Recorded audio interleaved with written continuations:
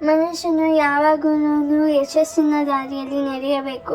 ಆ ಯಶಸ್ಸಿನ ದಾರಿಯಲ್ಲಿ ಕಲ್ಲು ಮುಳ್ಳು ಖಚಿತವಾಗಿರುತ್ತದೆ. ಅದನ್ನು ನಾವು ನಡೆದಾಗ ನಮ್ಮ ಯಶಸ್ಸಿನ ಗೆಲುವು ನಮ್ಮದಾಗಿರುತ್ತದೆ.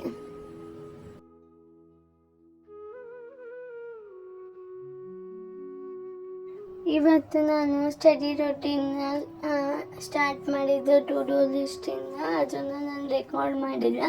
ಆಮೇಲೆ ಫುಡ್ ಪ್ರಿಸರ್ವೇಷನ್ನು ನಾನು ಮುಗಿಸ್ದೆ ಚಾಪ್ಟರ್ಸ್ನ.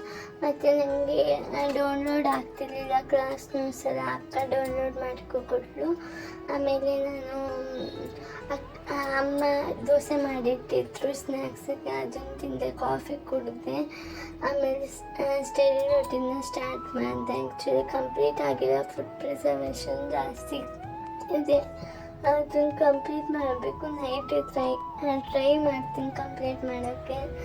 ಇವತ್ತಿನ ಸ್ಟಡಿ ರೂಟೀನ್ ಇದಾಗಿತ್ತು.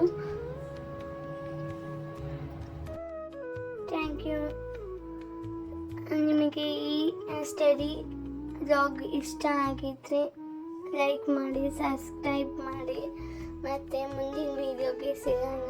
ಆಮೇಲೆ ನಿಮಗೆ ಇನ್ಫಾರ್ಮೇಷನ್ ಫುಡ್ ಸೇಫ್ಟಿ ಆಫೀಸರ್ದು ಕೋಚಿಂಗ್ ಬಗ್ಗೆ ಇನ್ಫಾರ್ಮೇಷನ್ ಬೇಕು ಅಂದರೆ 5 months 4 months ಇದೆ ಇನ್ನು ಎಕ್ಸಾಮ್ಸಿಗೆ. ಅದರದ್ದು ಏನಾದ್ರು ಇನ್ಫಾರ್ಮೇಷನ್ ಬೇಕಂದರೆ ಕಮೆಂಟ್ ಮಾಡಿ, ಸಬ್ಸ್ಕ್ರೈಬ್ ಮಾಡಿ. ಅಗ್ರಿಕಲ್ಚರ್ ಮೆಡಿಕಲ್ ಅವರು ಈ ಎಕ್ಸಾಮ್ನ ಬರಿಬೋದು.